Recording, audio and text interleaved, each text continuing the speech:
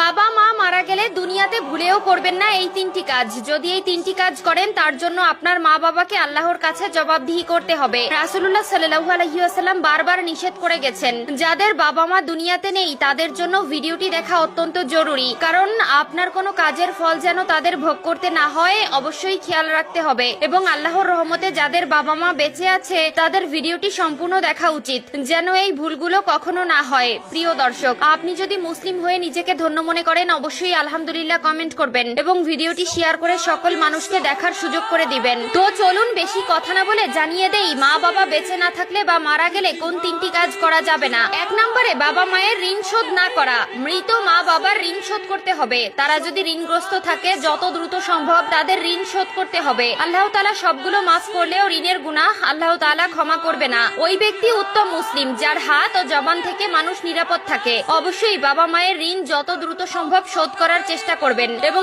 সম্পূর্ণ ঋণ শোধ করে দিবেন। 2 নম্বরে হাউমাউ করে কান্না করা যাবে না। বুখারী শরীফে এসেছে 1226 নম্বর হাদিসে বলা হয়েছে, তাহলে সে মৃত ব্যক্তির কবরে শাস্তি দেওয়া হবে। যদি আপনি হাউমাউ করে কান্না করেন, চিৎকার করে কান্না করেন, অনেকেই গড়াগড়ি করে কান্না করে, অনেকে নিজেকে নিজে আঘাত করে, পাগলের মতন আচরণ করে। খবরদার, এই ভুলগুলো করা যাবে না। আল্লাহ তাআলা আপনার আপনজন নিয়ে আপনাকে পরীক্ষা করবেন। অবশ্যই কষ্ট লাগে যে বাবা মা এত মায়া মহব্বত করে ভালোবাসা দিয়ে বড় করেছেন, সেই মা বাবাকে হারিয়ে ফেললে কষ্ট লাগারই কথা। তাদের জন্য অবশ্যই দোয়া করবেন, চোখের পানি ফেলবেন, কিন্তু হাউমাউ করে বিলাপ করে গড়াগড়ি করে চিৎকার করে কান্নাকাটি করা যাবে না। পবিত্র কোরআনে এই বিষয়ে সূরা বাকারার 53, 54, 55 নম্বর আয়াতে স্পষ্ট করে বলে দিয়েছেন। না জানার কারণে সংসার জীবনে আমরা এমন কিছু ভুল করি যার জবাবদিহিতা আমাদের বাবা মায়ের করতে হয়। তারা দুনিয়ায় বেঁচে থাকতে যেমন আমাদের তাদের উপর দায়িত্ব রয়েছে, ঠিক তেমনি তারা মারা গেলেও আমাদের দায়িত্ব রয়েছে। অবশ্যই 3টি বিষয় সকলে